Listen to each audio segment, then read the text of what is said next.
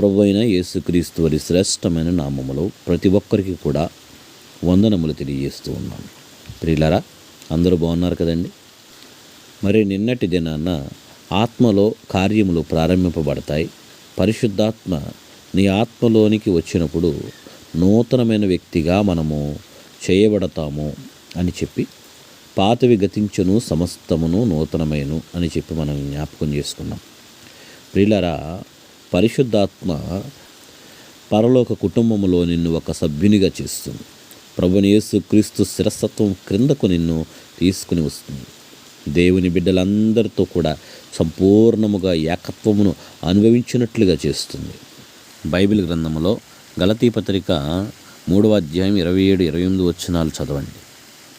ఏకత్వం యొక్క అర్థం ఉంటుంది. ఎందుకంటే బైబిల్ని మనం అర్థం చేసుకున్నప్పుడు దేవుడు అనేటువంటి వాడు ఎలా ఉంటాడు అనేటువంటి విషయాన్ని బైబిల్ గ్రంథమే మనకు తెలియజేస్తుంది.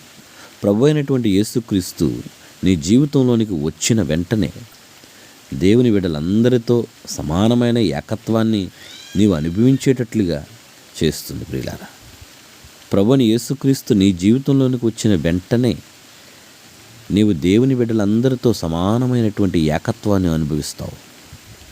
కొంతమంది చాలా దేశస్తులు ఉంటారు. అమెరికా కానీ, కెనడా కానీ, చాలామంది ఇంగ్లీష్ వారు కానీ, చైనా వాళ్ళు కానీ, జపాన్ వాళ్ళు కానీ, ఆఫ్రికా వాళ్ళు కానీ, అందరితో కూడా సమానమైన ఏకత్వం అనుభవిస్తాం.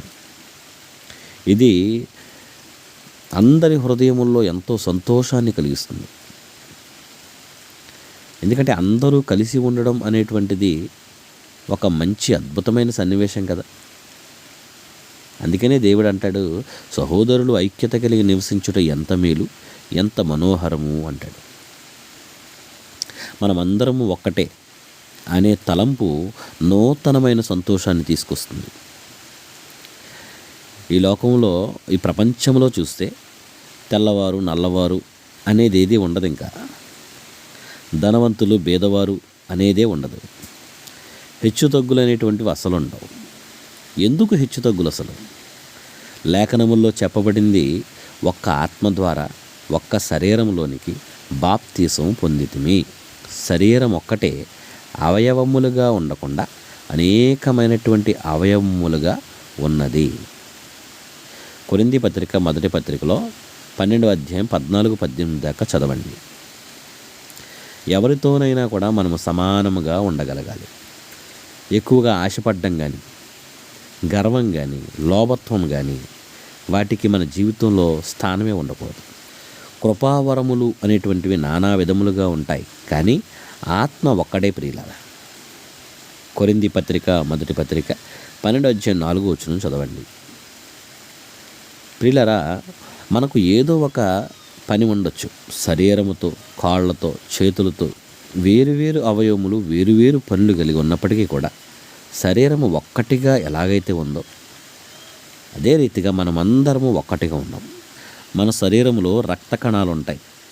చిన్న రక్త కణాలు ఉంటాయి, పెద్ద రక్త కణాలు ఉంటాయి, తెల్ల రక్త కణాలు ఉంటాయి, ఎర్ర రక్త కణాలు ఉంటాయి. మన శరీరములో ఉన్నటువంటి రక్త కణములు సరిగ్గా పనిచేయకపోతే మరి మన శరీరము ఎలా కదులుతుంది? ఈ చిన్న గ్రంథులు చాలా అవసరం ప్రియులారా. అవి శరీరంలో చాలా ముఖ్యం కదా. ప్రియులారా, మీకు ఒక ముఖ్యమైనటువంటి విషయాన్ని జ్ఞాపకం చేస్తాను. మనుషులందరికీ కూడా గాలి పీల్చుకోవడానికి ముక్కు అనేటువంటి అవయవం ఉంటుంది. మన ముక్కులో ఉన్నటువంటి కొన్ని దాన్ని ఏమంటారంటే కొన్ని వెంట్రుకలు ఉంటాయి. మన తలపైన ఎలా అయితే మన వెంట్రుకలు ఉన్నాయో అలాగే ముక్కులో కూడా ఒక వెంట్రుకలు ఉంటాయి. అవి ముక్కుకి చాలా అవసరం ప్రియుల. ఎందుకంటే వాటిని ఎవరో కూడా ఎప్పుడూ శుభ్రం చేసుకోరు. ముక్కు లోపలికి పెట్టరు కదా. నీ తల మీద కూడా చాలా వెంట్రుకలు ఉంటాయి. అయితే వాటిని మనం ఎప్పుడు కొన్నిసార్లు వాటిని మనం శుభ్రపరుస్తూ ఉంటాం, తలస్నానం చేస్తూ ఉంటాం. అయితే అవి రెండూ కూడా ఉపయోగమే. ప్రియులారా, గమనించండి, మన ముక్కులో ఉన్నటువంటి వెంట్రుకలు లేకపోతే గనక చాలామందికి క్షయవ్యాధి అనేటువంటిది రావచ్చు. కొంతమంది క్షయవ్యాధి అనేటువంటి దాంతో బాధపడతారు. కాబట్టి నీకు అవి ఎంత అవసరమో పరిశుద్ధాత్మ కూడా నీకు అంతే అవసరం.